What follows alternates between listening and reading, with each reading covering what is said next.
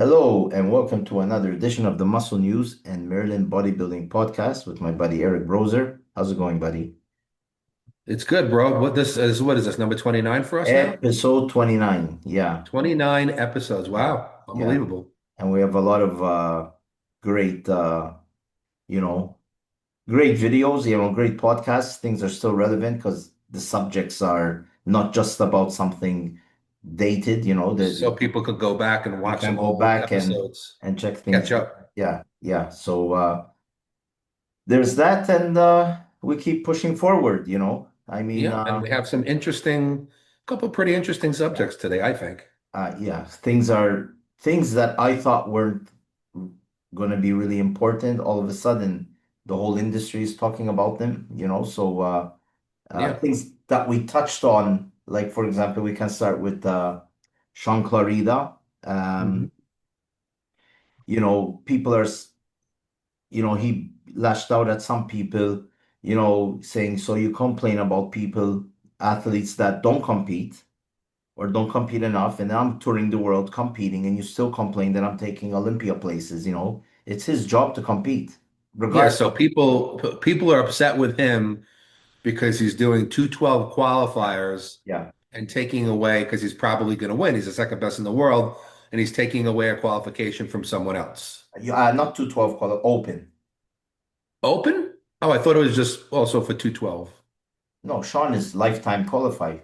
Oh, that's true. Yeah. But if he wins a 212 show, still that takes away a qualification from Well, somebody else. he's been competing open class, right? Since the Oh, Olympia. okay. So he's taking away a qualification from okay. So, so for Same example, point. this is what he said in his this is from Bodybuilders Without Borders. It's a really good Instagram page. I like Yeah. it. That's where I saw it. Yeah, he gets a lot of good stuff, and um we speak sometimes about certain things. So he says, the question was, could you tell me, tell me why the Olympia top with 100% qualified on the 2026 goes to Olympia qualification competition for what? For not getting chance? So basically, it's bad English. So basically, he's telling him, why are you competing and you're not qualified? You can't compete at the Open unless he decides to switch, right? Um, and you're not giving a chance for other athletes to win. So he Right. says, clearly, you're miseducated and don't know how the sport works. Aside from it being my job, I am an ambassador for the sport, and promoting and competing worldwide is what we as professional bodybuilders do. I do shows all over the world, especially for those countries like China, where fans may not get the chance to travel to the USA to see us compete, so they appreciate us for coming there to compete and meet them. It's funny athletes get crap for not traveling or doing more shows per year, and here I am on my fourth show traveling the world and still get crap for it. So, um, Sean, I think he's doing a good thing. Now, he has two options, like we always said. He can continue with the 2-1-2 or just go for it and compete at the Olympia and the Open class. He's qualified. So that's his decision to make at the by the time the Olympia comes up. Um, he might say to himself, it's probably almost impossible to beat Keon, but in the Open, maybe he'll place in the top 10, or and get a good placing like that, or have fun competing in the Open. So it's not like it's going to be a big financial loss for him to miss the 2-1-2, because the prize money is not so high. If it Yeah. was me, I would go into the Open. Well, yeah, I mean that's a personal decision for Sean. I mean, listen, he certainly scared Keon at this Yeah, past yeah, 212-0, and maybe he feels he's still got more gas in the tank yeah, and that he can make enough improvements to beat Keon. Whether yeah, that's true or not, I don't know, but he may feel that way. Or, like you said, he may say, you know what? I think Keon's got the 212 for now. Let me see what I could do in the Open Olympia. yeah, I don't think he can lose either way. I think that he's still I do think I know we talked about it before. I think it's a shame that he can't do both. I yeah. wish that he could do both. I I think that would be great. I think he can do both. You But should be able to do both, yeah, but right I now mean, that's not the rule. But the yeah, point of the post was, or the question was, yeah. he took away a qualification from Ah, somebody listen, who he's doing placed second. he's doing his job. Like, I mean, it's like, all right, I live in Europe. Not everybody can go to the Olympia. It's not that easy, to go to Vegas for 4 days, spending all that money for the It's a flights. lot. It is a lot It's of a money, lot of man. money. It's a lot. It's not like you're going to when there was the Arnold Europe in Barcelona, you spend a little, peanuts for a flight, you know, and the hotel, you can get a hotel across the street from the venue, a two-star hotel if you want, and you just, you go there to sleep, eat a bit of breakfast, and you go to the venue, right? And there used to be a food court across the street, a huge shopping mall, and you relax there or eat at the venue, So I mean, that show was the first show exactly after the Olympia, before the split. So they all used to come there. All right. I mean, other than the Mr. Olympia didn't come, like Phil Heath back then and stuff, but everybody came. Victor Martinez, Big Ramy, Dexter Jackson, Sean Roden, uh, Dallas McCarver. They were all there. They were all there. And it was a great way to qualify for the next Olympia the year after. And then from there, they used to go to Prague. And from Prague, they used to go to Romania or whatever it was. And it was just like that mini tour, like Wayne D'Amelia used to do. And the Europeans used to see the stars. So for us, it's like, and that's why these guys get, queues of lines of like 2 to 3, 4, 5 hours just to meet these guys. And um and like for example, today there was a Kamal El Garni on Jay Cutler's show, and he was talking about all the world championships he's won when he used to represent Atar, and he used to get 150 grand each time he won a show. And he's won like over 12 world championships, Asian championships. He's probably the most decorated amateur bodybuilder in the world. But he made a ton of money as an amateur. Getting to my point, they were joking around, and he was telling Cutler, "You should come to Libya, for a holiday, and you'll be treated like a king there." And he said, Kamal said, when I used to win the world championships, they used to lay out the red carpet at the airport, when he's getting off the plane. And Jay Cutler said, I wouldn't even nobody would even take out my garbage the day after I won the Olympia, you know? Well, that's the truth. The truth of the matter is, and it's that here in, well, where I am, the United States, although bodybuilders are loved, there's no comparison to what it's like No. when a bodybuilder from that goes to another country, Yeah. whether it be an Asian country or whether it Yeah. be a European country. Yeah. I mean, they're treated like real celebrities, Yeah. real rock stars. Yeah. Uh, Yeah. so I would, if I was on Shaun Clarida's level or whatever in terms Yeah. of competing. I Yeah. would love to go to other countries and be, and also because, like you said, not everybody gets to travel and see, Yeah. Yeah. these bodybuilders here in the United States. Yeah. But if you go to their country, Yeah. it's amazing Can, for them. can you imagine a country like Qatar goes to an amateur bodybuilder and tells you, we want to sign you to represent us, and we'll give you everything, where to live, food, supplements, Yeah. everything, plus 150 grand if you win a show. We're talking the 1990s, huh? Not even the Mr. Olympia was making that money in 1990. Tax free. Tax No. free, huh? Straight to his account. He said by the time I arrived home, the money would be in my account. Unbelievable. No Well, wonder that's yeah. he competed as an amateur for all those years. So um so that's I think what Sean is doing is great. I wish more bodybuilders. I mean, Nick Walker, I don't think likes to travel much.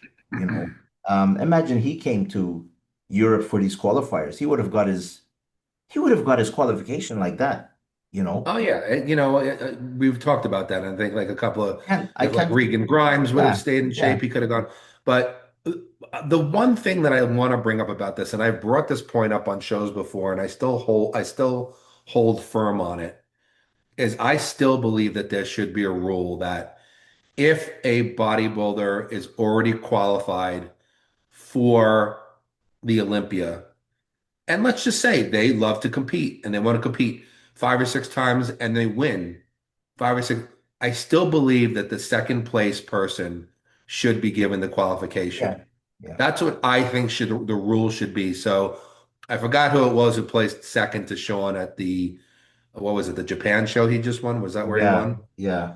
Um, it wasn't Juan, was it? It wasn't Juan. Juan fell to third or Yeah, fourth. it felt the Yeah. third. But whoever it was, I personally think that the second place person should get the qualification because, there used to be complaints about Natalia, who we're actually going to talk about a little bit later. Um, they used to say she trophy hunted and she would go and she would win one show after another, and she was already qualified, and all these girls were like couldn't qualify. Yeah. I think that the girls in second place should get the qualification. So I think that should be a rule. I think it would be a good rule. Listen, Ashley's still competing. Can you imagine? Ashley Caldwell's there. Yeah, So yeah, I know, and she wins tons of yeah, shows. you imagine you're a bikini athlete, thinking you might have a chance to qualify, and you find her there. So you're fighting for second Yeah. because she still places in the top five at the Olympia. She's won three Olympias in a row. Obviously, you can't win them all. But in other shows, uh, second tier shows, what I call them, she's winning them all. And I once asked her, "Will you?" No, she said it once. She said, "I that's my job. Nobody can tell me how many or what to do or what not to do." And And that's what they should want. They should want the people to compete. They want yeah, the top athletes. yeah, Like you said, like even Shaun said, people will complain like, "Oh, these guys only compete, yeah, once a year or twice a year." When it used yeah, to be back in the 90s, these guys would go and compete on the European tour and they would do all the yeah, shows yeah, and there was these huge lineups and everything. And yeah, I think so. Let's figure out a way for that guys to do that, girls and guys to do that. I still think that the second place person should get the yeah, yeah. qualification. But then you know what they might say, Eric? They might say, um, you weren't good enough to beat the first guy, the guy in first, so why should you get a qualification for the Olympia? You know what I mean? So Yeah, but they like that might, doesn't, not everybody's going to win. So I mean, like if you're, you still need the people who are going to be eighth, ninth, 10th, 11th, 12th, yes, 13th yes, yes, yes, I in the know. show. You still need that. Otherwise, you're not going to. Could you imagine if Ronnie Coleman, when he was dominating, or Dorian Yates decided, I'm doing every show. I'm just going to come Yeah, like a Milos, like yeah, every show. And they obviously would just go win every show. What are you going to have? No other athletes yeah, qualify? I yeah, mean, yeah, that's it. But back then, I think it was the top five, certain shows, top five. I know. I'm just Yeah, relating I it know, to I know, I today's. know, I know, I know. Like you know what I'm So, saying? Like so. I mean, I like it when the high ranked guys compete. I think it's healthy. Like it's like who mentioned it this week? What do you call it?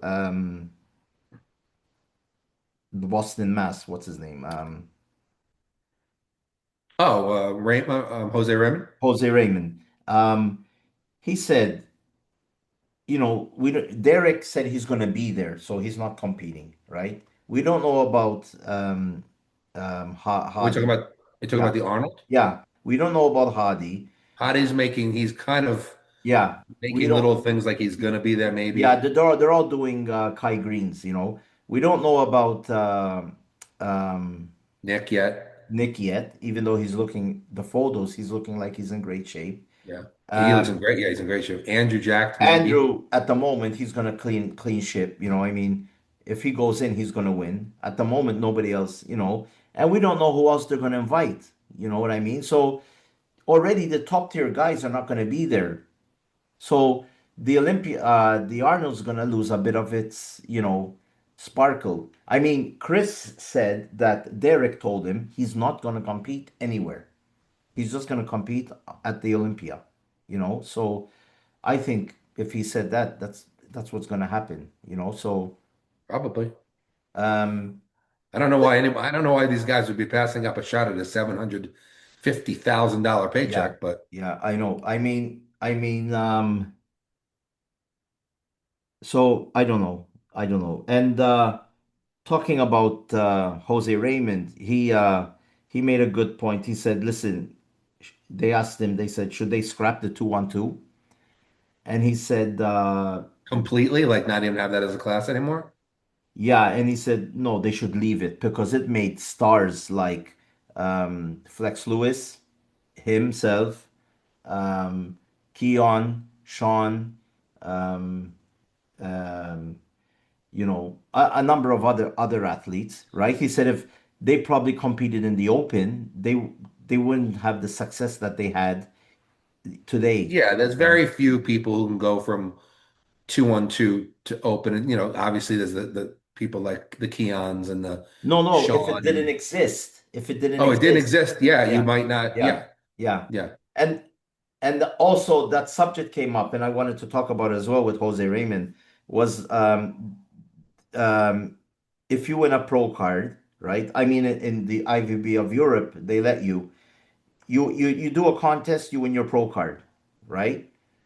You don't have to engage it. The next show you compete as an amateur. You keep competing as an amateur, right? So they and they asked Jose Raymond, and he said, "You're asking the wrong guy because Jose competed as an amateur for I don't know how many years, and he didn't want to turn pro." yeah, Now, the a good argument was, which Dennis James said, was if you win your pro card at, for example, show A, right, and you don't sign up to be a pro, and you compete as an amateur in show B, and you get your ass kicked, okay, you cannot go back and say I want to engage the pro card I won in show A because you didn't. You went to show B, and you lost. So that option is gone. You know what I mean? So if you want to keep that pro card, you compete there and take a rest, and maybe after 4 months, say I'm gonna pay for it. You know that mhm. that I think that's a fair argument. You know, Yeah. I could see that was the point in that. there was like because a lot of athletes, I have a lot of friends that in their trophy cabinet they have like 8 pro cards from the IVB here, right? And they don't turn pro for the fact that they they're like 180 pounds, 190 pounds. How can you go up against like Michael Crisio? You know what I mean? It defeats. It's just Well, which is also a good argument for why the 212 class is a good class to have. exactly. And here they have um, the middleweight class. Like it's the same thing. You know what I mean? So And why classic bodybuilding is important also, because not yeah, everybody yeah, can or wants to be yeah. 260 I pounds. mean, my argument before was they should scrap the 212. But when I hear Jose Raymond speaking and taking that angle where Flex Lewis, even though he had a fantastic physique, would if he become a legend that won all those Olympias if he was in the open class? No, he would have probably been a top 10 bodybuilder, right? Jose Raymond, like all of them,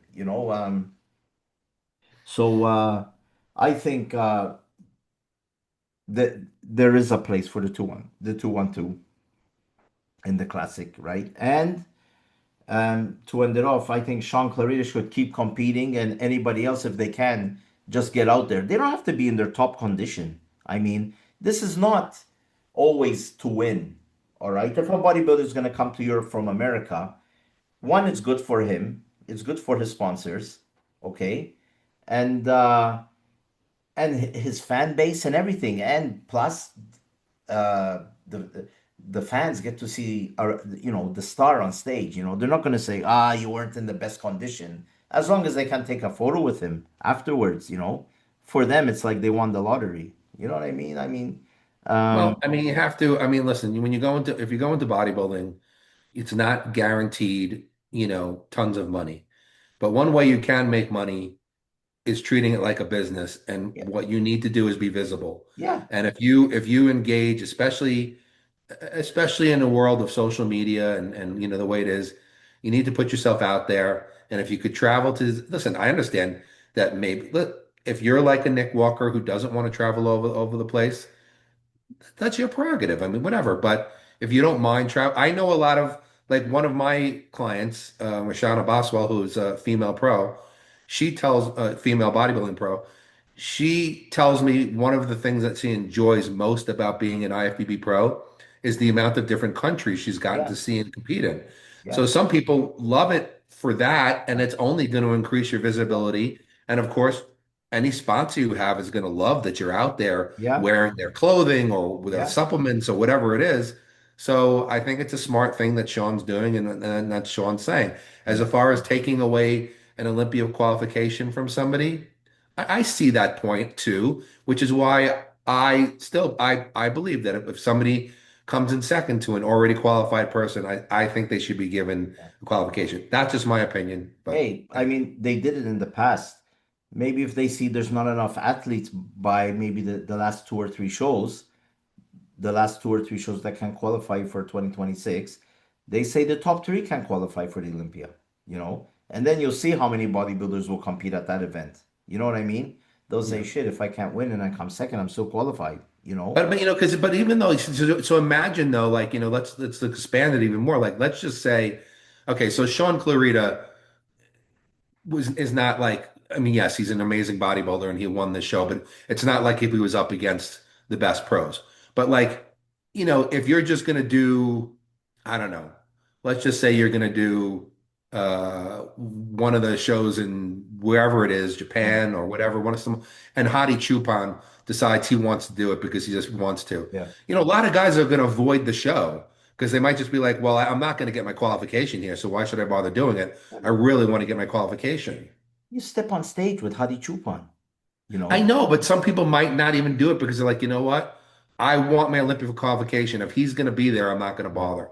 yeah. So you don't know. I mean, But then these same people, there'll be a number of shows where they can just walk in, get their qualification, and walk out. You know, it's like, will Nick do New York? Will Nick do Texas? Florida or some low tier show? He just walks in and wins it. You know what I I mean? have a So feeling Nick. I have a feeling Nick's going to do the Arnold Classic. He's staying in such good shape right now. He almost I looks like know. he's still in prep. Listen, if you had to see Nick and then put him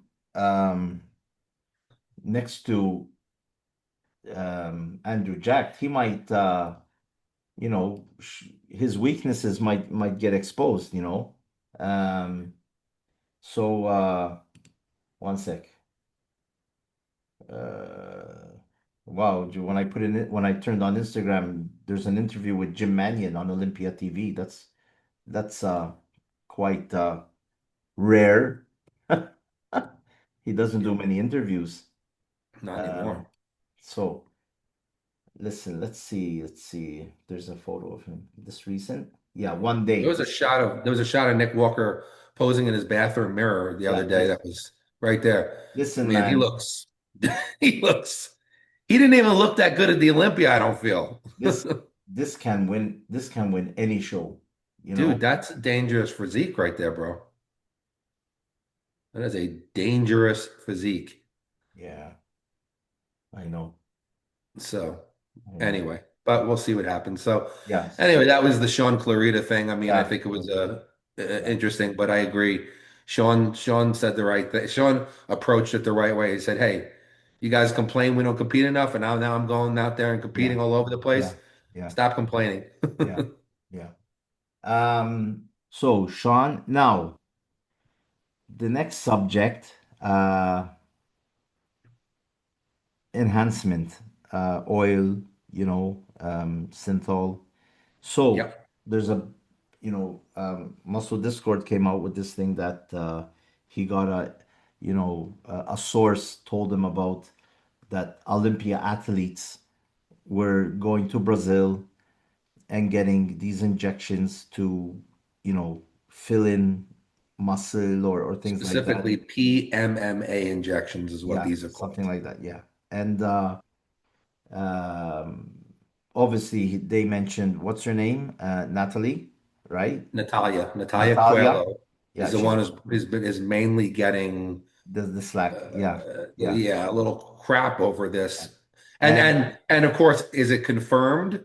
No. no, It's just basically that's being said. They she think that she did use she it. endorses the guy. Mhm. Okay. She endorses the guy. But the But guy is a cosmetic surgeon. surgeon, so he's not Yeah. like this. But His business isn't PMA injections for yeah, bodybuilders. He's a but big cosmetic surgeon in Brazil. yeah, but he is one of the main sponsors of muscle contest in Brazil, in the Arnold Brazil. So that's where the argument is as well. I mean, I don't want to, there's no proof of anything. Just, it's speculation. A source is telling him these things, Matt. So, Is uh, it, do you think that the source of this is coming from I always forget her name, apologize, but the gal who plays second to her at the Olympia, that because you know ah, that she's been pushing saying that Natalia has cheated and used all kinds of site enhancements yeah, since yeah. she's been the one who's been pushing it. I wonder if But she's the one who. yeah, apparently this person is saying if I get caught, they'll kill me, so um I mean, this is the doctor's site. And Chris Aceto said if you're paid a lot of money, you're gonna go and represent a company, right? To use your image. So this is Derek. Um this is the surgeon, all right? This is Derek. Yeah, and some So, people are also so they're saying saying that that Derek, Derek is also is enhanced this in his guy does thighs. calves, you can see the calves, the difference, the biceps, you know. So, Um, so this is so a lot of people who don't know what PMMA injections are, it's similar in concept to synthol. yeah, So it's a site enhancement. You're not actually growing any muscle, yeah, but it actually makes the muscle look fuller, or it helps exactly.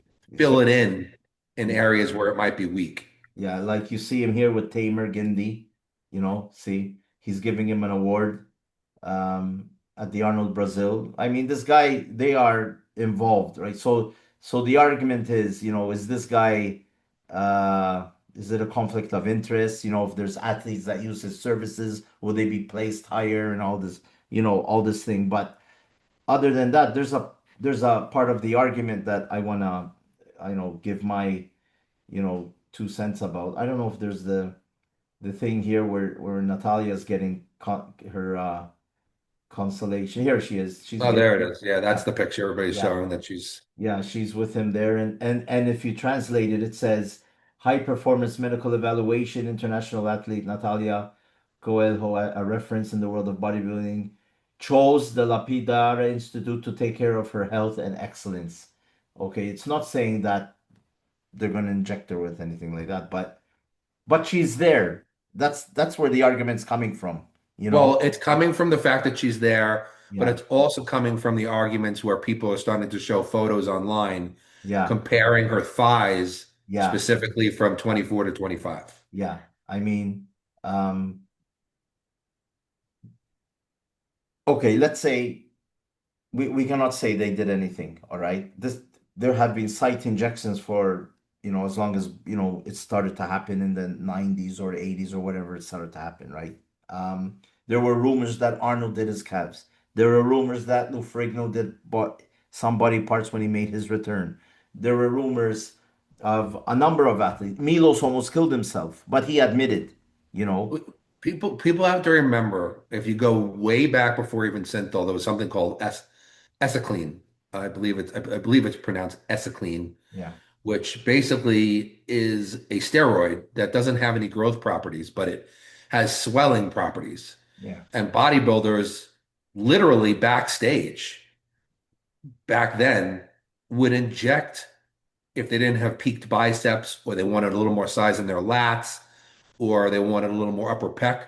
Backstage, they would literally be site injecting yeah, along a whole muscle, and it causes like a swelling. And the thing about it is that it didn't really cause, like a lot of people who see synthol, it's like an oil, so like yeah, it doesn't give a quality look to the yeah, muscle. Sometimes it makes the muscle look worse, and I mean some people have done it to the point that they're completely yeah, deformed. yeah. But this particular steroid actually you'd still look hard, and a lot of these, so people have been doing this. Yeah.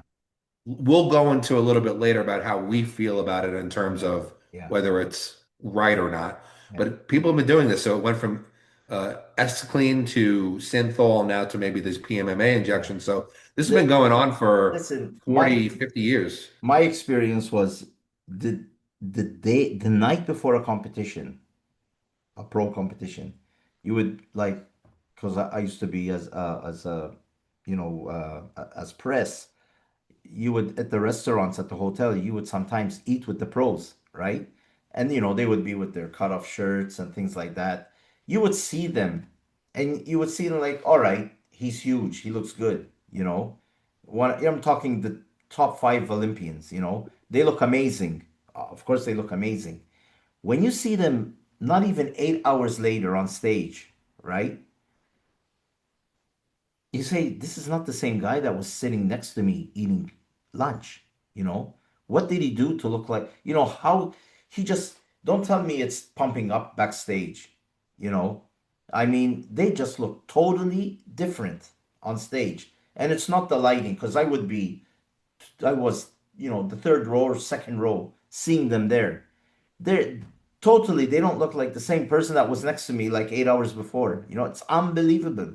It's just unbelievable. Now, I'm not saying all of them do it, but some, what you're saying now, I can't believe that it was used, you know. And so we can move on to the next. I'm gonna turn this guy's page off because it's making me sick. Because he's doing the gyno surgery, and it's like you're seeing, and Yeah. No, not the um, best thing to look at. yeah, he's like, um, my argument is, I think you agree with me, and other people like, Dave Palumbo mentioned it on his show. Um, he's saying if you want to do it, take it. All right. If it's gonna ruin your body, that's your fault. And if they see you as the judges notice, you're gonna get, placed down. Right. You're gonna lose places. And there was a comment that he said like, that's an enhancement like PEDs. No, it's not. It's totally different. One thing with PEDs, you still have to train your ass off and do a diet, right? And that you just go and inject it. It's just there. Boom. You inflate yourself, right? Fake. It's fake, And and you you cannot compare them, and why say take it and or whatever, take it. I'm not saying Dave said this, I'm talking in general now. Take it and take your chance and see if the judges notice. No, we cannot have professional bodybuilders taking that route, you know we want to see a physique with hard work, a great diet. And now if they take PEDs, like we said, I can stay at home, take the best PEDs, don't go to the gym, and I'm going to still look the same, right? I'm not going to Yes. change. Right. So the PEDs, obviously, the basic work for them is to reduce your rest days. The muscle grows faster, and things like that. I'm not going to get into detail, but going to get these silicone injections with synthol, which are one very dangerous, they can kill you, and they ruin your body, and you lose the definition, right? So I don't think there's a place for it in the sport. Now, will athletes still use it? Of course. You just go to Brazil for on a holiday and you see them coming back. Um, maybe the only thing maybe where they can use it, I'll say this and you can, continue, Eric. Maybe a guy has a chest hair, right? He, I and know you where you're have going with that, that. you have that That indentation. Yeah, maybe if they can do something to fill that out, that's something. He's helping an injury, right? That might have destroyed his career. Maybe that you can go, but still it cannot look fake. It has to be done tastefully and properly and just the right amount. You know what I mean? Just to help an athlete, it can prolong his career. You know what I mean? Maybe up to that point, but not 1 minute you see a guy with stick legs, and the next week you see him with calves, coming out like that. That's cheating. I think that's really, there was no effort to build those calves. You know, what do you think, Eric? Well, I just want to return before I even go there. I want to return to the Natalia thing. So, she seems to be the one who's mainly getting Yeah. the Then while flack you're about talking, I'll this. look for that video. Yeah. Yeah, and you could show they're mainly talking about it looks like the sides of the thigh or where the vastus lateralis muscle is, which is where which produces the sweep of the thigh. Yeah. Natalia has always had um, incredible thigh. I mean, shredded to the bone thighs. Maybe not the greatest sweep of all time, but the girl's the best in the world, or has been one of the best in the world forever. So I think what you're showing right now, this is from this year, correct? Yeah. Yeah. So you can look on the outside of the thigh, which is the vastus lateralis, and that's where they're saying that she's enhanced herself. Maybe having these injections, if you compare from 24, you see there's a much greater sweep on the outside. Now, could she have built that with hard work? Well, we can't discount that. But it looks like for somebody at her level, it's a little almost could be too much development for a year at her level. I know Chris Cormier was having the discussion with Tarek and Chris Cormier. He believes there's something funny going on there. Um, I hate to think this about Natalia because I respect the hell out of her. She's one of the hardest working people in bodybuilding, men, women, any class. Uh, Years ago, I used to work with her, um, and I'd put her through. I mean, not in person. I would develop her workouts for her and send them to her. I'd give her some crazy workouts, and I know she would kill every single one of them. So she's so dedicated. So I would hate to think that she's actually did do that, and it is not confirmed. I don't know. You don't know. No, We no. can only speculate. Yeah. But if somebody asked my opinion, looking at some of those comparisons, I do feel like there may be something going on there. Listen, Now, uh, continue, and continue. and and and if that's the case, but does that mean that the girl who plays second, third, fourth, fifth, sixth, seventh, eighth, that they're not doing something also? This is something No. like Lance Armstrong or Ben Johnson, you know. Ben Johnson got caught with using steroids for the 100 Yeah. meter at the Olympics. So Yeah. you're saying from second downward, Carl Lewis didn't take of America or anybody else, you know? Right. Nobody's saying that Or the rest of them weren't doing it too, yeah, but they just weren't as good as the person yeah. who won. Or you watch the Tour de France documentaries. There's one, not the not on Netflix about the one of the of there was that Russian steroid thing, how they used to hide the steroids so they don't get tested and steal them, steal the tests at night and all this stuff, right? So cyclists, right? In the Tour de France, this guy he did a test on himself. He tried to do something natural and he got certain times and a bit of stamina. Then he did it enhanced, and he just exploded, you know. And so you're telling me they're all next to each other, and half of them are natural? I don't believe it, you know. Right. So that's the point. So like I mean, and this is again not to make a broad sweeping accusation of everybody, but listen, Escalene has been out there, Synthol's been out there, now these PMA injections are out there, and people like in any sport, whether even everything down to car racing, Yeah, they'll put any cheat code they possibly can into a car. They'll, whether it's tennis, they'll use whether it's blood doping to have more stamina and using EPO for this for yeah, yeah, everybody. These people are on a level where they just want to be the best. Now, what you said before, I think is completely accurate. I think PEDs is one thing, talking about anabolic steroids, yeah, growth hormone, prescription fat loss drugs, now peptides. It is what it is. That's people are going to use that. We have accepted it. It's going to be yeah, used. But at least with all those things, like you said, you can't just inject 1,000 milligrams of testosterone and take fat loss drugs and sit on the couch and eat potato chips yeah. and turn into an Olympia competitor. No, you can't. Basically, nothing will happen. No. So you have to still put in the work. Yep. When you're talking about site enhancements, it's not work, it's fake. To me, that is where you have gone to the level of I don't want to say cheating because there's nothing official out there where they're like testing these guys to see if they have, if they've taken synthol or whatever like that.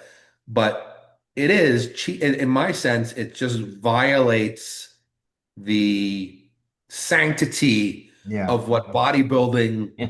Is. is. Yeah.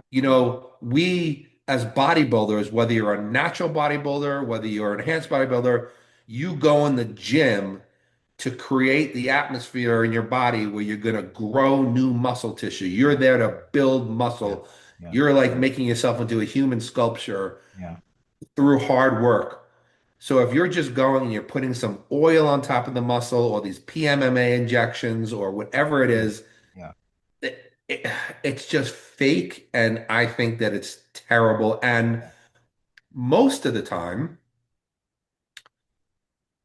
unless you are very, very skilled, because we know that we've seen people who have used synthol who've completely ruined the Yeah. look of their muscle. Because if you do it wrong, Yeah. every striation and cut in the muscle disappears because it's Yeah. basically oil sitting on top of the muscle.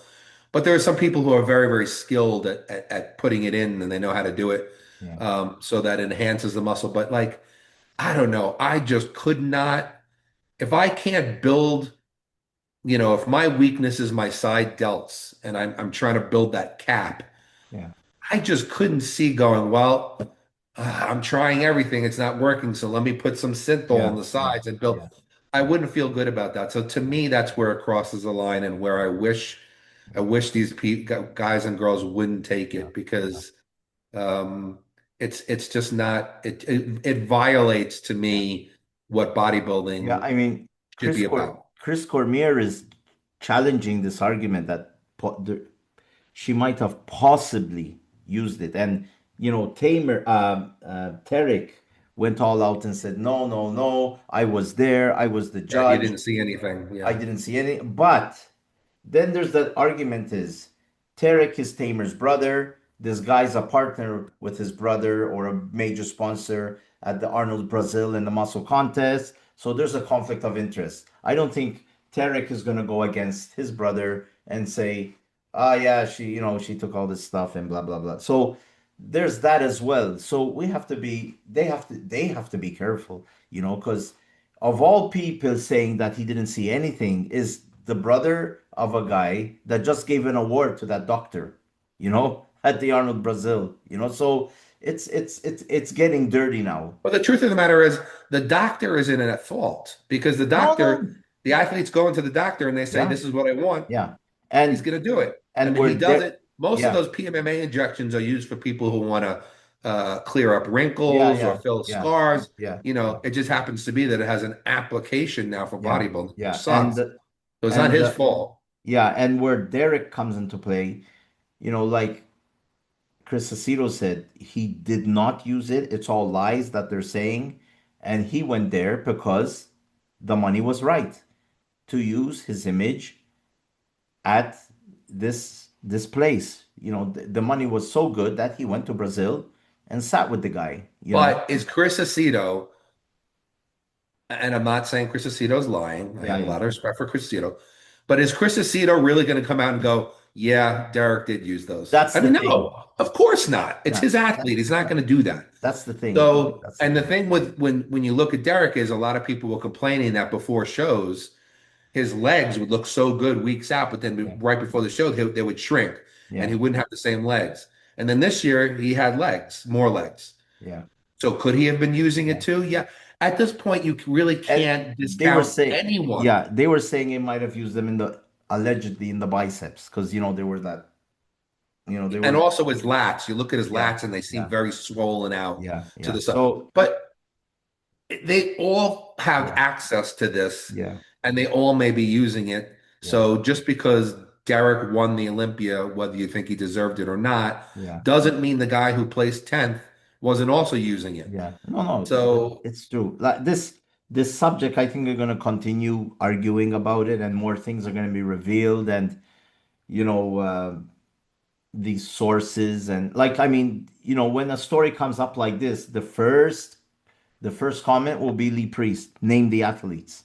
You know, name the athletes. Who are they? Who's the one using them? Obviously, he's not going to name the source, because that goes against every principle of journalism. You're not going to name who told you. You know what I mean? So, Right. And um, nobody also listen, you could be using listen, you could be using synthol. You don't have to go to a clinic. It's sold openly. yeah, You can get synthol and you can have your buddy yeah, inject it. You could do it, whatever. And yeah. are the judges really marking people down? I don't know if that's true because I think, unless you're doing something that makes you look so grotesque.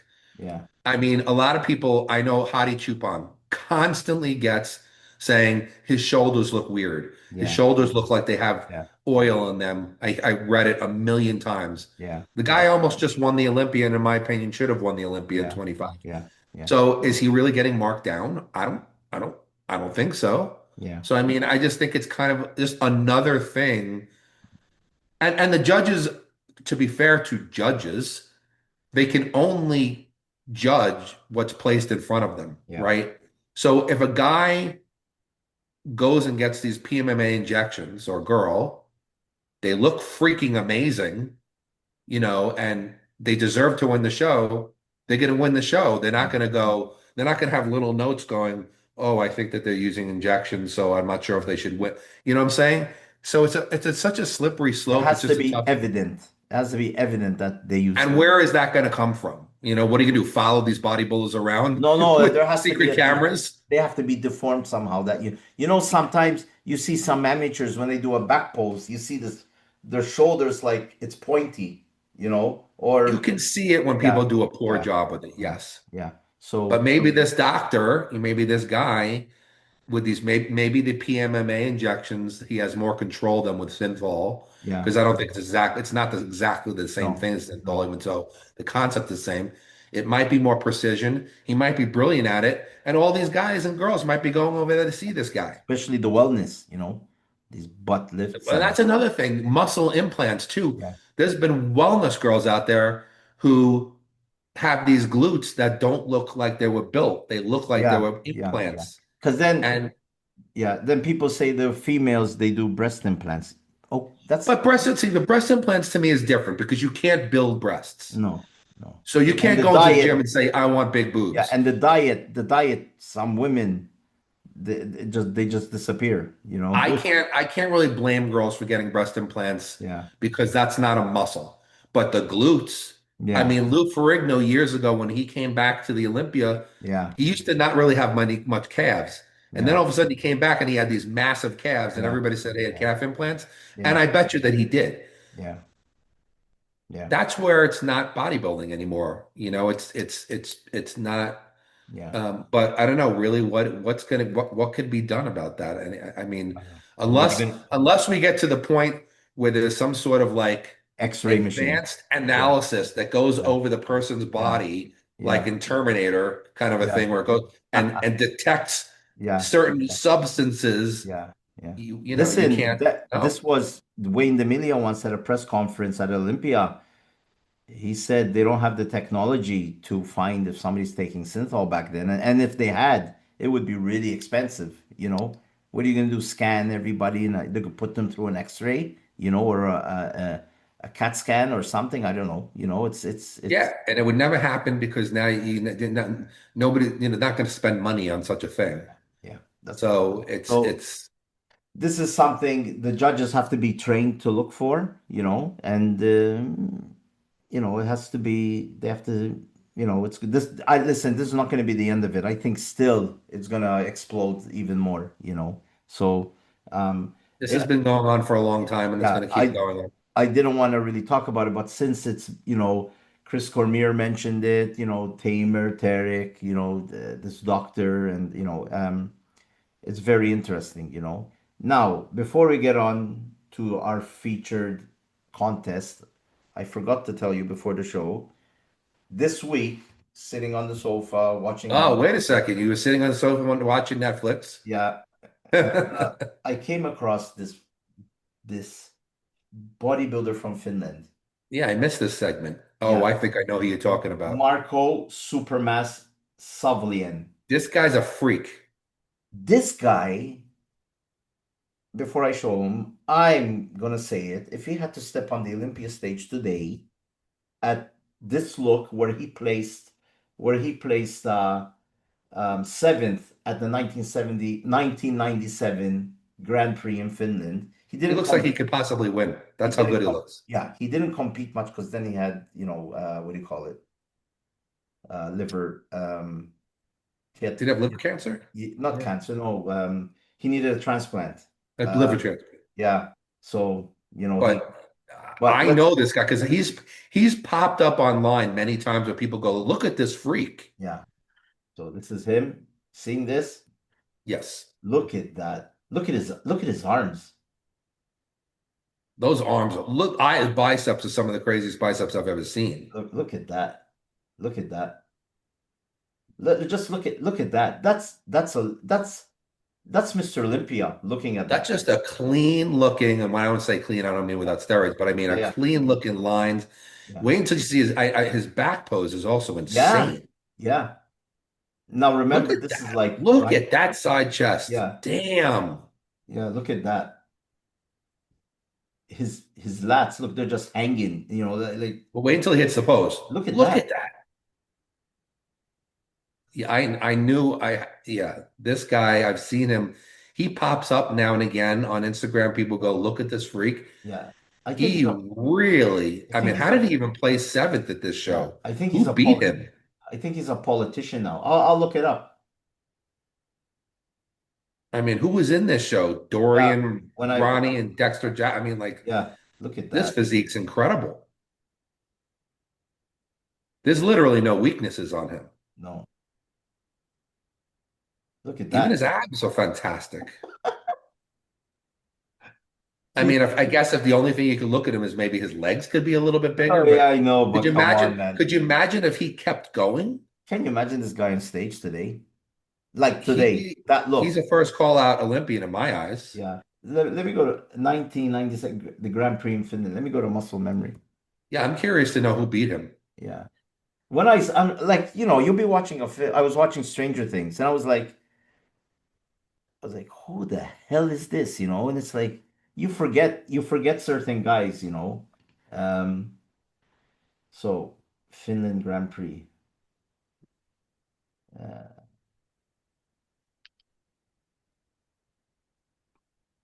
Finland. So when did you say this was 97? Yeah. So this was you could have had people like Nasser and Here we are. he probably had a pretty good lineup back then. There was only 1997. Yeah, let's see. Uh, yeah, here we are. So let me share this with you.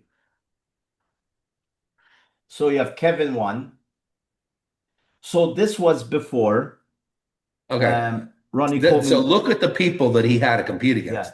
Kevin, Chris, Ronnie, Nasser, Paul, and Vince Taylor. And he beat Behind, Milos and he beat Lee Priest. yeah, yeah. So this is before. Uh, when did Ronnie Coleman win the Olympia? In 98, 2098. So this a year was, before he won. I think this was before he learned the whiskey trick of Kevin, you know, and then he just shot up to first. Um, he spent some time with, But look at the people. First of all, Nasser placed fourth in 97 in the yeah, and we're actually going to show the 97 Olympia yeah, today. He yeah, was second in the Olympia. yeah, yeah.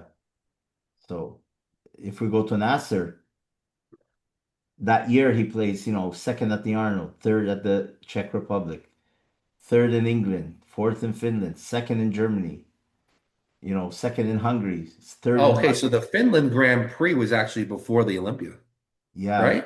Um, Is that an order or no, no? I think the Grand Prix are afterwards. I think this Huh. is the tour before the Olympia. Oh, okay. I think. I see. So this is the Olympia, right? In 96.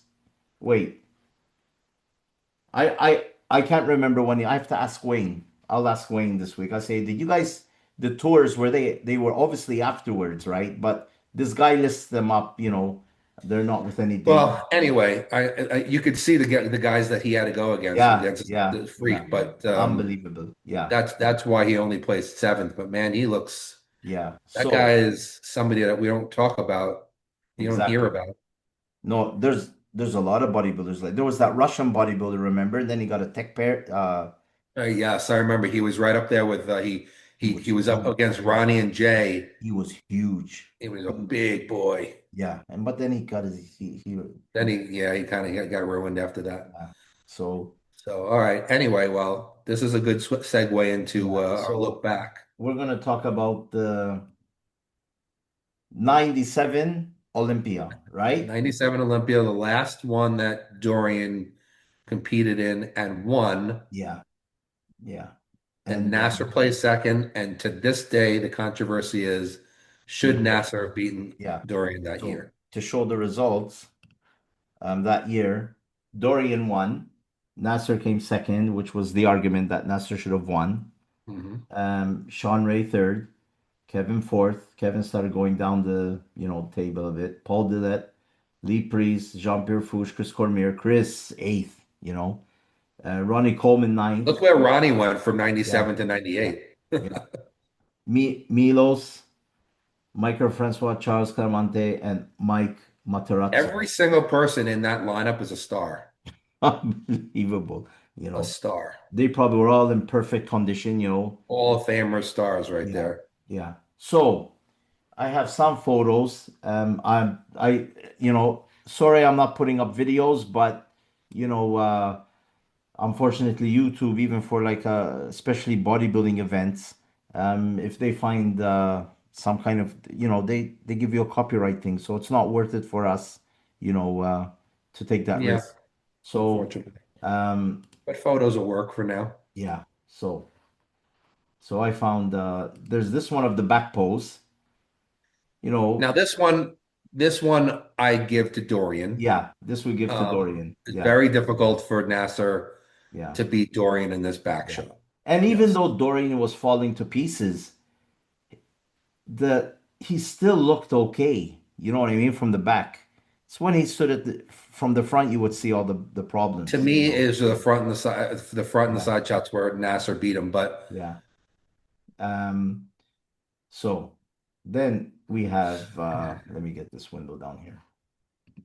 Look at this. What do you think? I it's not a great shot. It's in terms of really seeing the difference, yeah, but I think because it even makes Dorian look smooth, and we know he's not smooth. yeah, yeah. So, But but it could be argument. he was taking injections, cortisone or something, because of the injuries, right? So it could be that he lost some of his sharpness at this show. Could it be that? Do you think so? I don't know the photo because also Nasser was hard as nails, and this photo Yeah, doesn't really show it. yeah. But see what else we could find. So this is Dorian. He looks a bit better here. You can't tell he's rock. I mean, granite, huh? Okay, well, he was always Yeah, Sean Ray. that's Sean. Sean's amazing. Yeah, Chris. Chris looks fantastic always. Yeah, yeah. I mean, there wasn't so many, Paul. Another Paul monster. just standing relaxed as a beast. Yeah, look at this. Unbelievable. You know? You don't see too many abs like those guys anymore. No, no, you don't see that anymore. Even Milos looked fantastic. Um, Here, this is a good shot. You can't look. Dorian beat him here from the back. Dorian, I give Dorian the back lat spread and the back double bicep, Yeah, but I think that Nasser had him. the legs. I think Nasser had him in the front double bicep, the front, Yeah, uh, and the most muscular in the ab shot, maybe side tricep as well. I just think Nasser had enough to beat Dorian here. yeah. And remember, Dorian also had a torn bicep and Here tricep. it Like, is. Yeah, you can't look, tell here. look. You see that? I mean, right here, Nasser beats him. Yeah, yeah, I mean, his abs are better.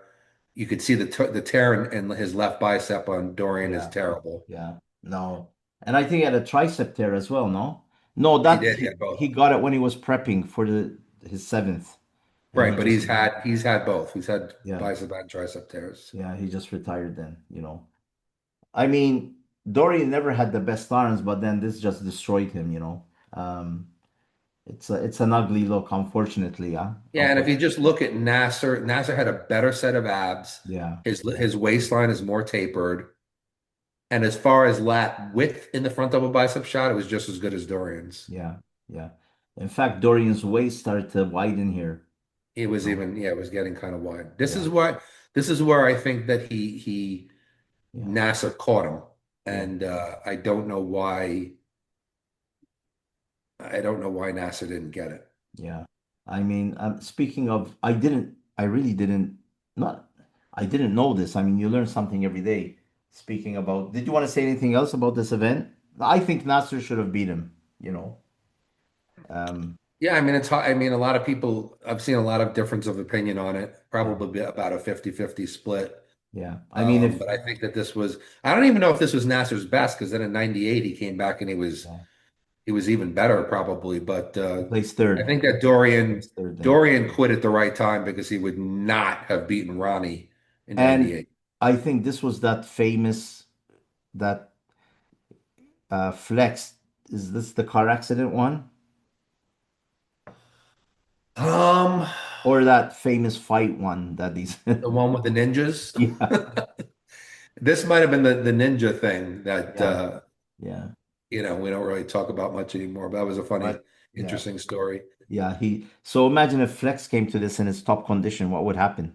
You know, I, opportunities missed, you know? I don't know if you would have if you would have had a flex wheeler at his best, Yeah, he would have probably been battling it out with those two guys right there. yeah. So, But yeah, the 97 Olympia was interesting. I would say to this day that may Nasser rest in peace. He died way too early. I knew him well. I've talked about it before. I used to live in San Diego when he lived in San Diego. I trained with him a few times. I've gone out to dinner with him. Very interesting, fascinating guy. yeah, I think that Olympia should have been his, yeah. unfortunately. Um, if anybody wants to see footage on this, YouTube is full of it. You know, just look for 1997 Mr. Olympia, you know. Yeah, if you're interested, watch the video. Watch the Yeah, watch video the because video. the video you really see But why I like, think Nasser caught him. yeah, yeah. Like I said, you know, I wish to show the videos, but I already know that there's a company that recorded the Olympia, and he's very picky about copyrighted stuff, and I don't feel like getting any letters like it has happened before. No, we Uh, don't want any issues. But anyway, yeah, that was another good look back at some yeah. of the And an old show that was I interesting. was gonna say something related to this that before we get into the next segment. Uh, about the Olympia. The wide, Dorian's, the width. I was hearing Jay Cutler on that amazing interview he did last week that I told everybody to watch. I don't Yeah. think there has ever been an interview of Jay Cutler like that. He was so open and revealed things about his life that I've never heard him talk about. So he was saying when he was trying to beat Ronnie Coleman, when he was doing the upright rows, you know, the side row, everything related to back, his his width was, it was making his abdominal and his sides get wider Yes. because he was trying everything to make his back thicker and wider. And Right. in the process, obviously, when you train back, you're using your abs, you know. So Yes. If you're lifting heavy weight, doing yeah, bent rows and deadlifts, there's a lot of stabilization in the abdominal region. You yeah. can widen the obliques and push the abdominal region out. Yeah, yeah. But he was talking about the width. And he said that in fact made even though his back got wide, it made his waist wide as well. Yeah, Like I think, because there's oblique screw. what's happening to Crizio now. He seems his waist was never that wide when That's what I I'm saying. It's the obliques, yeah, those thick muscles on the yeah, sides. yeah, They get worked with the yeah. and they get thick and they get wide and it widens Yeah, the waist. he never used to be like that in his beginning as a pro with the elite back then, you know? It's like it seems like he's trying to get thicker and bigger, and it seems that it's making him wider at the same time. So it's not just food. It's not the or GH or whatever GH got. They're just getting wide, you know, from the heavy weights. So Um, that was the 97 Olympia. Um, Now, there was an incident this week or last week or whenever. That poor old guy doing a bench press. I'm not going to show the footage. Yeah, I don't Um, even I even when I looked at it, I looked at the footage, it yeah, made me he ill. he was. I think the argument was because people, some coaches were saying, I think he was holding it like this. Sorry, my microphone. Right. He's holding it like this, the bar, right, instead of like this. Mhm. So when you're lifting heavyweight like this, it can slip. You don't have that grip. What happened was the bar, you know, he was, I guess, training a bit heavy. It slammed his chest. He got up and he just fell to the ground and died. He had an instant heart attack. So it could have been that bang must have, or it crushed something it's like you have to be careful in the gym, man. You're lifting. It's steel and heavyweight. That is not an uncommon thing that happened to him. No, There's been a no, ton of people who've dropped bars on their chest. yeah. This guy unfortunately had a heart attack. Yeah, he You had a know, heart attack. I mean, it must have been because I think that there's like been like a thing, um, like where even like baseball players, I know they've taken like a pitcher, take a line drive right to the yeah, chest, and yeah, it shocks the heart and it can cause a yeah, heart attack. yeah, So I think it's something similar to that. It somehow yeah. shocks the heart into some uh, Crazy. heart attack, and that was just so unfortunate. But yeah, I Yeah. mean, uh, it's And scary, man. You got to be really super careful. yeah, yeah. The gym, listen, you're there to lift weights, to relax, to improve your life. Man, you don't go there. It's like you're driving a Formula One car, like you've never driven it before. You're gonna end up killing yourself, right? Just go there, enjoy yourself. If you don't have any intention of competing as a pro or amateur, just enjoy it. You don't have to do these heavyweight, especially when you're up there in those years, right? And you have to be careful how you hold the weight. These grips like this. I used to do it as well. I had a habit of doing it. You just let the bar rest here. Instead of grabbing it. So um, you have to be careful. You have to be careful, because I hate seeing these things when people, get hurt, or you see them trying to lift a heavy weight and they get a tech, uh, their chest, Oh, the back tears, ugh, or yeah, bicep their tears. bicep there. It's like, Oh, it's the horrible. guy has to go through hell now, to get back to normal, so I mean, that's one thing about, yeah, the way I lift yeah, and that I teach people to lift you is have to with be such careful. control and Yeah. precision. Listen, Uh, Jay Cutler tore his bicep just by, I don't know what the hell he was doing. Something really simple, right? yeah, It was yeah. probably about to tear, and he just went, probably, I don't know what it was, to lift something, and it just went. So you have to be careful. It can just, you know, yeah, unfortunately, this sport of bodybuilding, one small accident can, ruin your physique. That's it. So And in some cases, your life. I mean, look at what happened to Jean-Pierre Fuchs. I mean, he yeah, was photo shoot. squatting. I mean, which squatting over 700 pounds in contest shape at a photo shoot, and both of his knees Yeah, completely blew out. You that's know, that's uh, horrific. absolutely horrific. I Yeah, mean that, yeah, yeah, and he was on the rise at that time. He was on yeah. the He rise, was. getting Hey, better. he That made was the end people. of his career. He made Sean Ray retired. When Sean Ray started seeing those bodybuilders, he said, "That's it. I'm out of here." Yeah, I mean, he was Yeah, 275 pounds and yeah, just as big as anyone, and yeah, he yeah, ruined his yeah, career and probably shouldn't have been. I mean, even though he was capable of handling it, sometimes when you're in that type of a yeah, shape, yeah, the joints aren't ready for it. So I yeah. mean, you got to be smart when you're in the gym, and certainly don't try to do things No, that don't you're do not stupid ready things. for. Yeah. Lifting weights that you have no business And lifting. even if you have a spot, the spot, it's sometimes a bench, but it's a bit awkward. It's not that easy to lift that bar. you know? So he might hold it a bit and you just get your head out of there and he might drop it. You know what I mean? So it even the spotter can get hurt, you know? So you have to be careful. You have to be careful, you know. I Yeah, mean, yeah. I mean, you gotta be careful, and you should. And you know, I always why I'm so.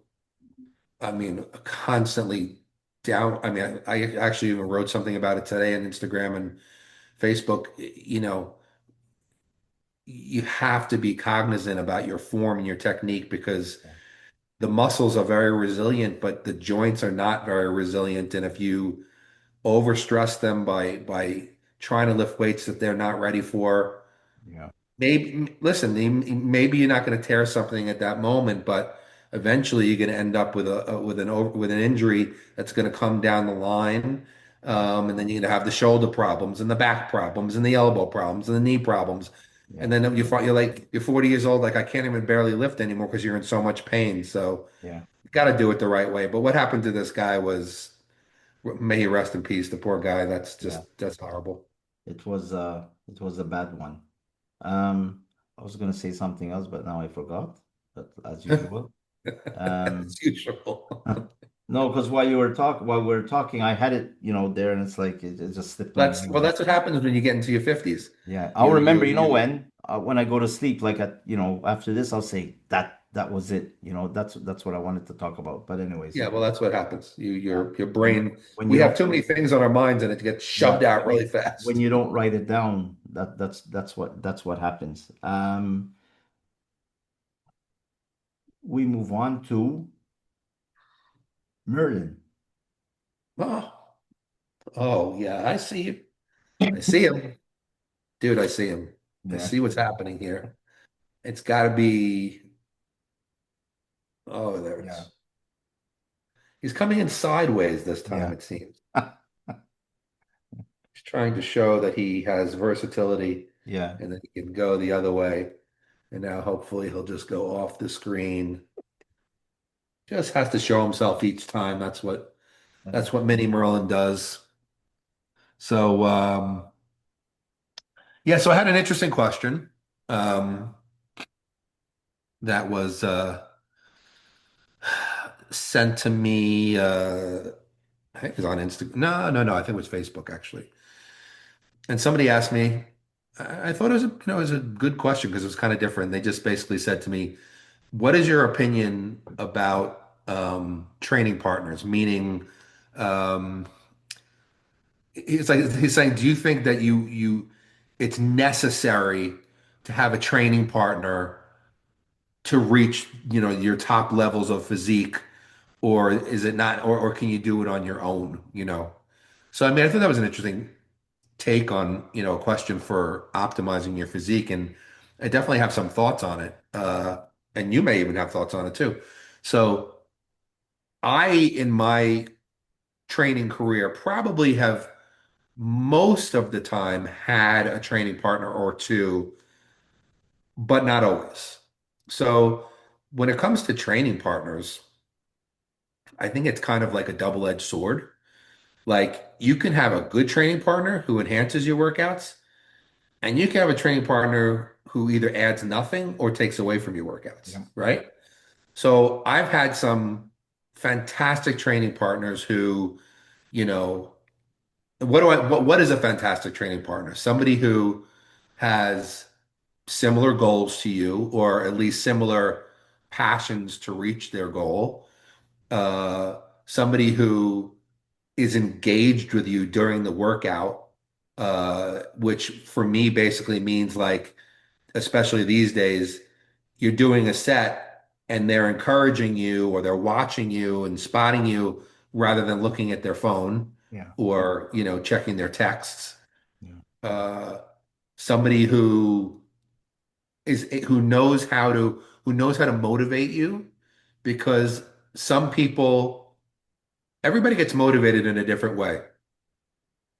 I'm a student of psychology, that's my degree, and I one thing that's very interesting with people is certain people are motivated through positive reinforcement and some of them through negative, basically meaning like some people need to hear from their partner like, you know, you're doing great. You know, you're getting Yeah. bigger. you look fantastic. You're going to win your show, but whatever it is.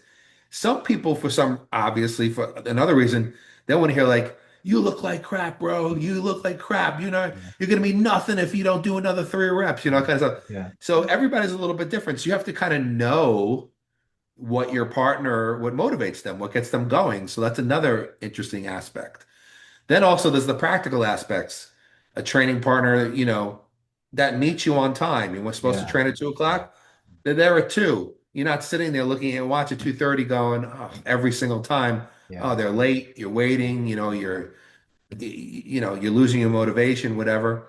So there's that as well.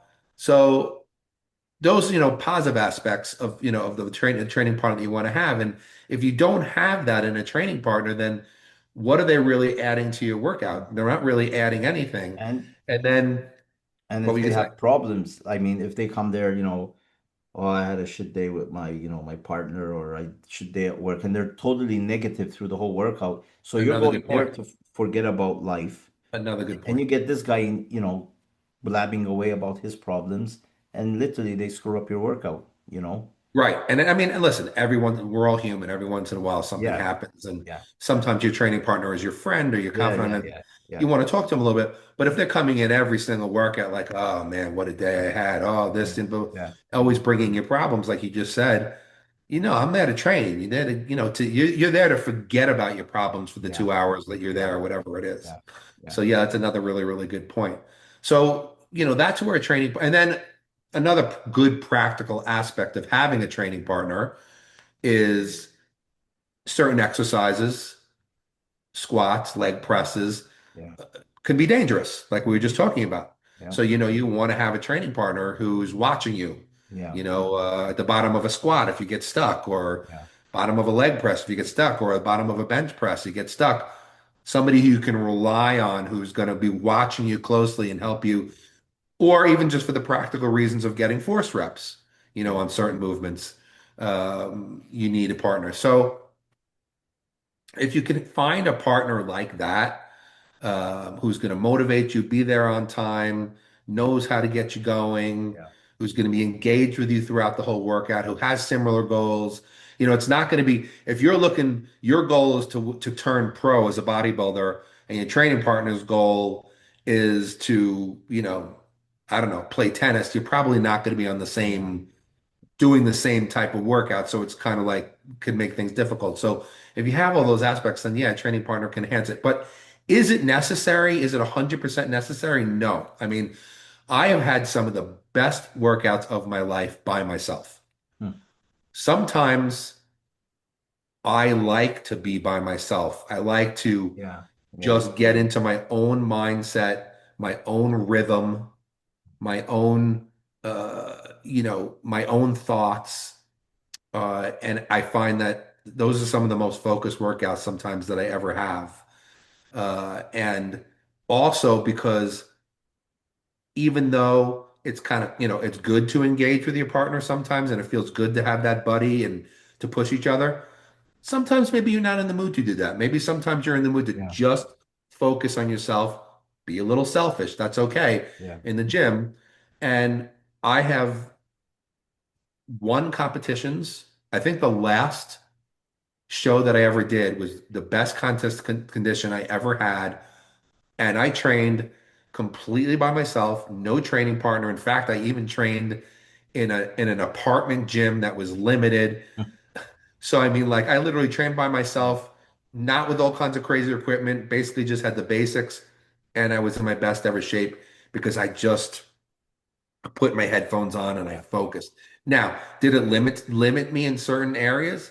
Yeah, there were certain movements that I was afraid to push to yeah, failure, yeah, you know. So maybe I wouldn't do bench presses, but I do flat dumbbell presses yeah, mm, or something like that. So you could drop the dumbbells if you have a problem, yeah, or yeah, I would squat on a Smith machine rather than, where you can maybe more easily drop the bar or hook it back up. So there's certain adjustments that I made. And then when it came to things like wanting to push sets past failure, instead of relying on force reps, I would do more drop sets okay, or yeah, more rest okay, pause sets or things like that where I didn't have to forgive myself. Or maybe I would do if it was a movement that was safe to do it, like a barbell curl, partial reps at the end, things like that. So you can make adjustments and train by yourself just as hard. So, without making this a 2-hour dissertation and in training partners, I think if you find a really good training partner, that's a great thing to have. Yeah. I think it's really wonderful to be able to be in the gym with a friend and push each other. Uh, But is it necessary to be your very, very best?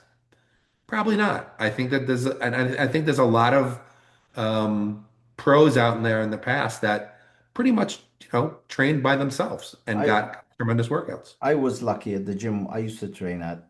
I mean, in Malta, obviously Malta's smaller, so you know more people, right?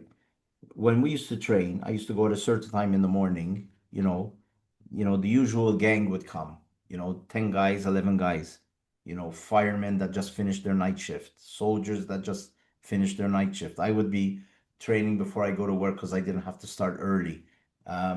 We would be the same guys, we start off, we have, our pre-workout or, he would, somebody would offer everybody some coffee, we would take some coffee before we start or whatever, and we talk about sports, the games that happen at night, and we all start training, everybody on their own. But the minute you need a spot, somebody's next to you. It's like, Eric, can you give me a spot? But you're still training. It's like you have 10 partners with you, right? So, and if you notice you're doing legs and your friend is doing legs, you do legs together. You don't plan on doing it, but you say, I'm going to do legs with you today. I'm just going to follow you, Yeah, you and know? that's a great thing too if you have Yeah. that I don't situation. have nothing in mind. I'm just going to do what you do. And if I can't do what you do, I'll do something else while you're doing that set. So I didn't really have a partner. I used to go there knowing that I'm going to have 10 to 12 friends all training at the same time. One guy's doing chest, the other guy's doing back, the other guy's doing this. So for sure, you're going to find somebody that you can train with.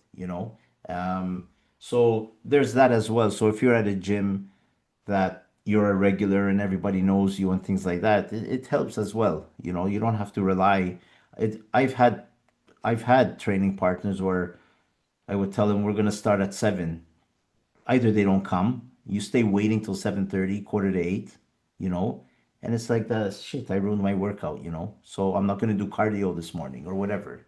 So um that used to bug me a lot. That used to bug me. And I ended up most of the time training on my own. But like I said, you go to the gym and you find your gang of buddies there.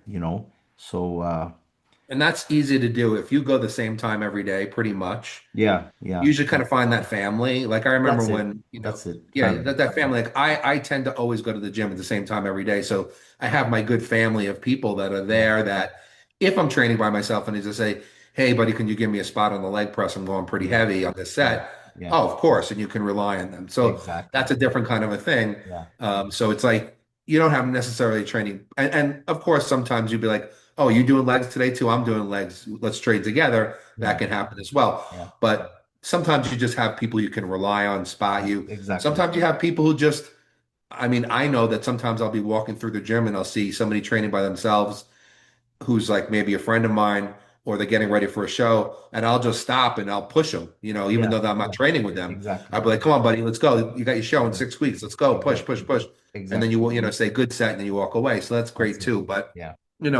having a good train and I have been blessed. I've had a lot of really good training partners in my life. yeah, My training partner really for the last freaking 10, 11 years has been Dave Borlée. And we trained at Gold's Gym, Venice, probably some of the best years of my life. yeah. And he's still my training partner to this day. And now I have another one who works with us. His name is Nate. So I kind of have two training partners. But the truth of the matter is, the other day, I went to neither one of them were there. They both had something they had to do, and I went and I trained by myself. I had a killer workout, man. I killed it. I just Yeah, focused on myself and didn't. I'm not saying this in a negative way to my partners, but didn't have to focus my energy anywhere else except exactly. for myself. And probably less rest between sets. And I got out of there a little fast, a little bit less rest. And while I do enjoy some of the social aspect, Dave and I used to quote Yeah. Seinfeld. Yeah. In the Yeah. middle of every set, we'd be quoting Yeah. Seinfeld, or we'd At be the, talking about yeah. whatever. Sometimes it's cool not to do that, and I could just Yeah. sit down in between Yeah. set, Yeah. and I could visualize what I want to do for my next set, or Yeah. what I want to do for my next exercise. You know, in the middle of one set, I was just planning on doing one straight set to Yeah. failure on this row machine. Yeah. And then I ended up doing a double drop set because I just felt like doing it. Yeah. So I had a great workout. So listen, if to answer this person's question, and I told him to purposely watch this episode, if you're a self-motivated, hard working, if you're dedicated and you're passionate, you don't have to have a training partner to be Yeah. your best. Can it help at a lot of times? Can it help, especially if you're trying to build strength in Yeah. certain movements? Like, you'll want to, yeah, sometimes. And does it help if you're using a lot of foundational movements, like where they could be dangerous to push to failure? Yes. But I still say that you could still reach the Yeah. upper limits of your genetic potential by yourself if you're motivated, creative and passionate. Yep. That's it. Um, yeah. Speaking of Seinfeld, I this week I shared the the clips of the Christmas card of Elaine. The nip. Yeah. Kills me. It kills me all the time. Always at Oh Christmas. my It God. pops up at Christmas all the time because I shared it If so I I'm can. not mistaken, I think that's a nipple. Yeah. Oh my And then God. George comes in. Then George comes in. You guys, he got a card. She got a card. I didn't. You I gotta kind of, did. and then she takes his head and stuff it. Listen, when I'm Oh my. home alone, Seinfeld is on, just rolling on the television. I just let him take I his have pick. probably seen every episode 100 times. Yeah. It's never not funny. Yeah. It's Just always amazing. It's just I love that show, yeah. and I have a history. I mean, I've met Jerry. Yeah. I've Oh, how I've met cool. him. I used to train his sister. Wow. I've gone to his movie openings when he had a movie years ago. I've gone to his shows. I went backstage, met Amazing. him. So I have he's Yeah. autographed books for me. So that was really, you can imagine being a Seinfeld fan, and I open up a gym in New York, and in walks a woman and her husband, and they sign up at my gym because it was all personal training. Yeah. Yeah. And Yeah. I'm looking at her and I'm going, she looks just like a Jerry. female Jerry, and I find out it's his sister, and Yeah. that's my client. Could you imagine that? I was like, "Holy crap! I'm Yeah. training Jerry Seinfeld's sister," Yeah. Yeah. and then I got to sit. I mean, we're on the Jerry Seinfeld thing, so why not throw it out there? Yeah. Every time I wasn't a Mets fan, I was a Yankees fan, but Jerry Seinfeld was a huge Mets fan. So he had these incredible box seats to Mets. Yeah. So whenever he didn't go, He would his give you a sister ticket. offered me his Oh, box seats wow. to Mets games. Yeah. So I always Yeah. sat in his seats. Yeah. That was just so awesome. Yeah. I Such mean, an I awesome. watch all his stuff, coffee, cars, and comedians. I Yeah, watch yeah, yeah. that. And his car collection is just incredible. Porsches. Over 100 Porsches. Yeah. I mean, Over a he hundred he Porsches. has made it, and He's a billionaire. the money he made again from Netflix, uh, getting Seinfeld back. I think he's the biggest money making comedian of all Yeah, time. I'm yeah. pretty I sure. mean, he was making more than 1 million an episode in the 80s. That was that late 80s, 90s, right? Yeah, In the 90s. 90s, and I remember that they offered him, I think it was like a record of like 2 million an episode back then to do another season, and Yeah, he and he said said, no, that's he was it. done. Yeah, Yeah, that's it. yeah. Anyways, I remember though, Kevin, I went to see him. I took my parents and we went to see him at a show he did in New York.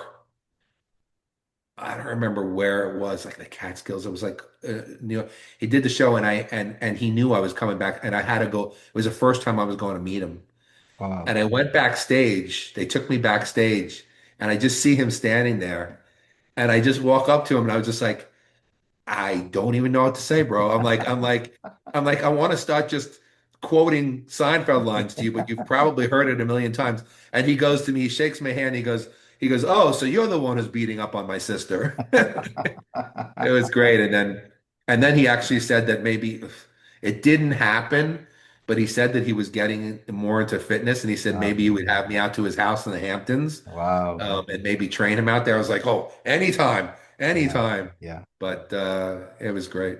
So yeah, we Fun slipped. stuff. Fun Yeah. stuff. Yeah. Yeah. So this episode's not 100% bodybuilding, We 98.5%. could throw in a little bit of Yeah. personal stuff in there. There's nothing wrong with that. A little anybody who's a Seinfeld fan will Yeah. appreciate. Yeah. I love it. I love it. And even Dave's a Seinfeld fan. Hey, Borle. Damn, huge.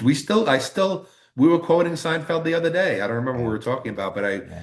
things come up and it just Yeah. is Yeah. relevant to Seinfeld. Even when I eat a muffin, I take the top off and I laugh about it. 'Cause- and I tell like a lot of people in here in Malta, they've really not got into the Seinfeld thing. And I tell them, you can start a business with a muffin top, you know? Top of the muffin to you.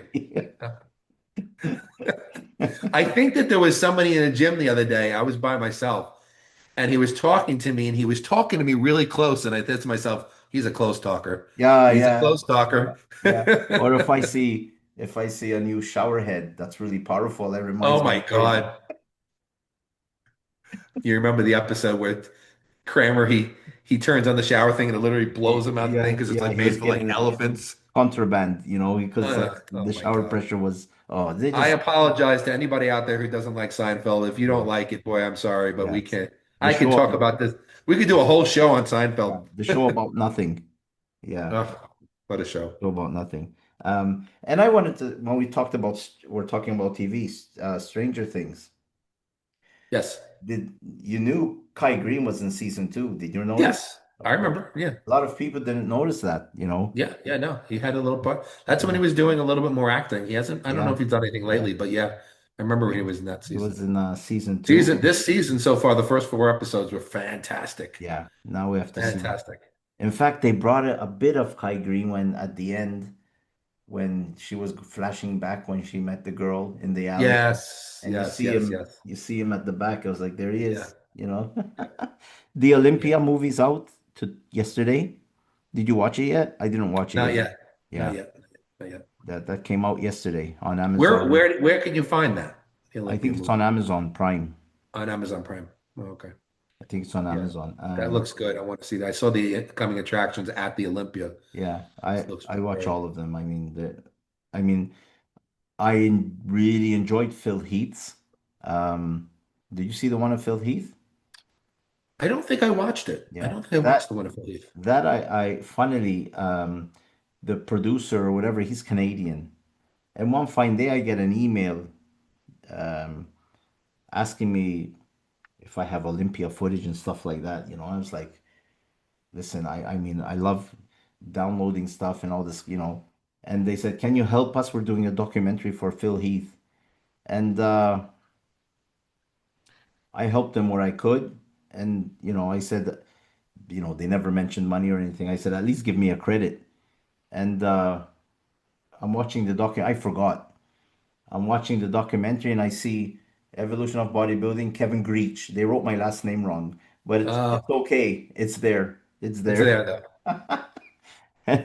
And when Phil Heath was in Malta, I told him, I said, I have a credit in your film. And he's like, really? I said, yeah, I helped them a bit with the footage and certain questions and things like that. So um, We I should get Phil really, Heath on the show. yeah, that would be cool. I think he's really, I don't know. I think some of these guys are really picky of, you know, Yeah. yeah.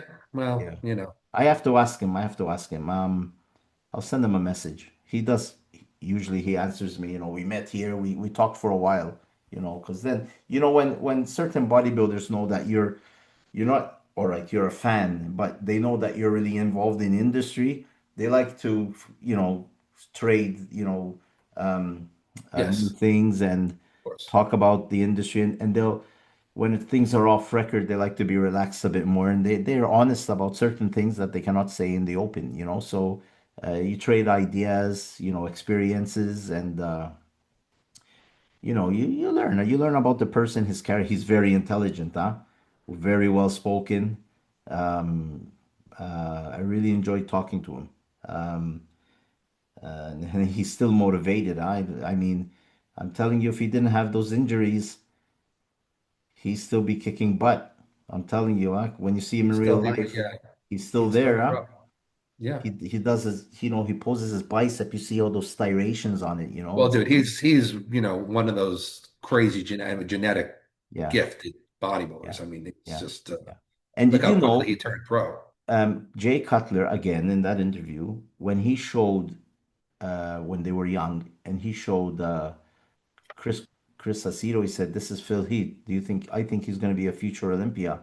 And I think Jay said, Chris Aceto said, "No way, he's too narrow." Oh, really? Yeah, yeah.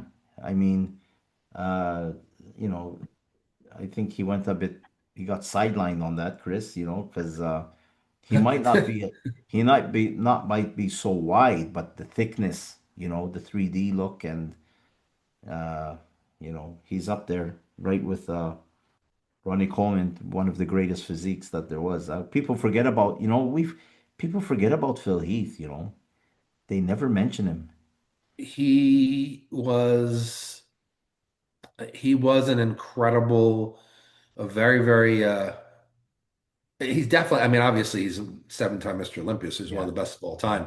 But I mean, at his best, that nothing, would be he's up there with in the nothing. same conversation as Dorian Yates and Yeah, Ronnie yeah, Coleman. I mean, nah, nobody could beat him. And there's still arguments. He could have won his eighth. There were some arguments about that. So, anyways, anyway, we'll so leave it. We'll leave it at that.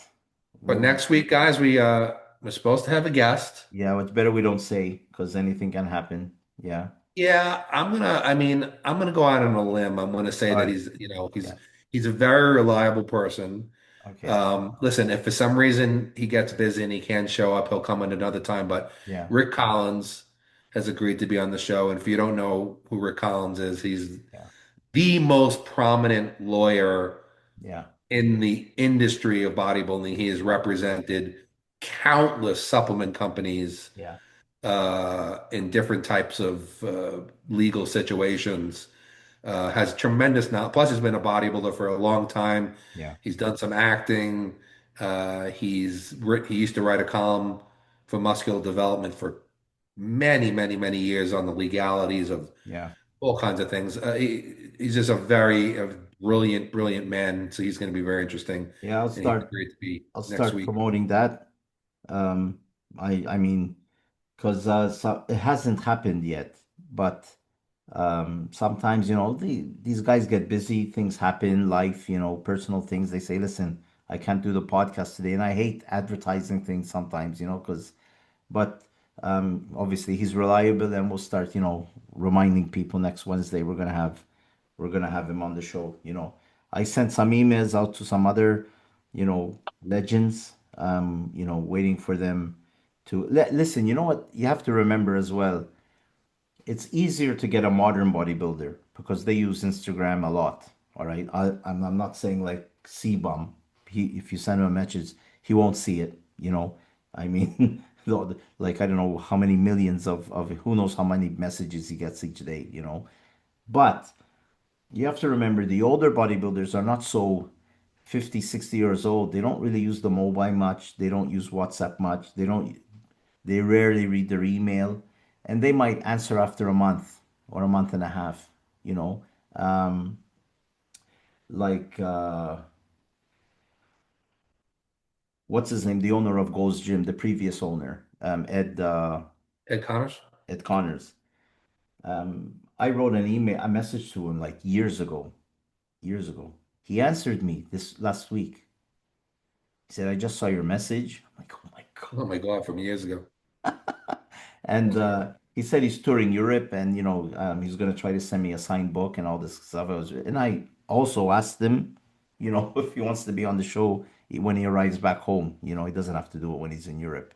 So who knows? Maybe he'll come on the show and we can, learn more about Gold's Gym's history. That would be He'd be a wealth of history. yeah, yeah. I'll ask him again. I'll bug him. Sometimes you have to bug them. It's something I don't like doing much, but it's like a baby. If the baby keeps crying, it's gonna get the milk. If it doesn't cry, it doesn't get the milk. So sometimes you have to bug these guys a bit, because they're busy. They'll forget, and they'll say, you know, uh, let me go on this fart show and see what happens, and they end up enjoying themselves anyways, so we'll see. We'll see. So that's it, episode 29. Next Yep. week, episode 30. So Yes, sir. 30 episodes already, huh? It's amazing. It's wow. Yeah. It's like I mean, we yesterday you called me and said, let's do a podcast. And I said, all right, let's do it. I know. I finally convinced you. Yeah. Yeah. You got me at the right time. And Yeah. um, I had my microphone set. My daughter had bought it for me for Christmas like 2 years ago, and I left it in the box. And I said, one day I'll use it, So it was, and but anyways, so that's it, and we'll see you guys next week. See you guys next week. Thank you for watching. Please Yeah. share, like, Yeah. subscribe, do all those cool Comment, things. comment, and I'll answer Comment. the comments. I always answer the comments. Yep. Start a debate. You don't have to agree with us. Call us out. We'll see what happens. Yep. So let's make it fun. So anyways, that's it for now, and We'll see you next time. we'll see you next week. All right.